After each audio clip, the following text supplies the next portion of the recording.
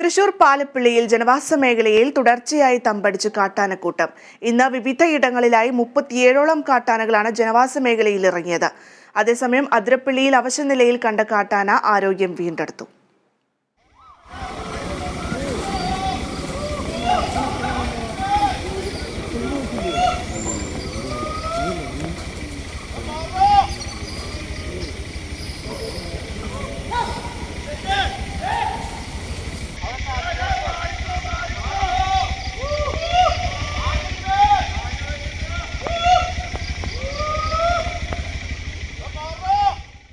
രാത്രികാലങ്ങളിൽ കാടിറങ്ങുന്ന കാട്ടാനകൾ പാലപ്പിള്ളിയിൽ ജനവാസ മേഖലകളിൽ തുടർച്ചയായി നിലയുറപ്പിക്കുന്നത്.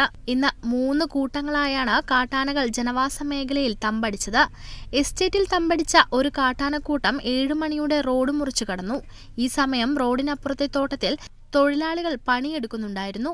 മറ്റൊരു ഭാഗത്ത് ജനവാസ മേഖലയിൽ ഇറങ്ങിയ കാട്ടാനക്കൂട്ടത്തെ വനംവകുപ്പ് ഉദ്യോഗസ്ഥർ മണിക്കൂറുകളോളം ശ്രമിച്ചതിന് ശേഷമാണ് കാട് കയറ്റാനായത്. ഇതേസമയം തന്നെ കൊമ്പന്മാർ മാത്രമടങ്ങുന്ന 11 അംഗ സംഘം എസ്റ്റേറ്റിൽ വീടുകളുടെ സമീപത്തേക്കുമെത്തി.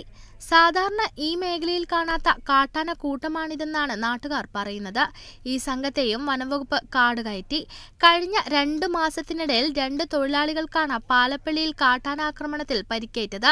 കൃഷി നശിപ്പിക്കുന്നത് നിത്യസംഭവമാണ്. അതിനിടെ മേഖലയിൽ പുലിശല്യവും രൂക്ഷമാണ്. 6 തവണ പുലിയിറങ്ങി പശുക്കളെ കടിച്ചുകൊന്നു.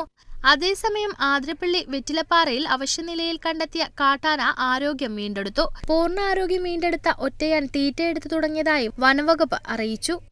Kerala vision news, Thrissur.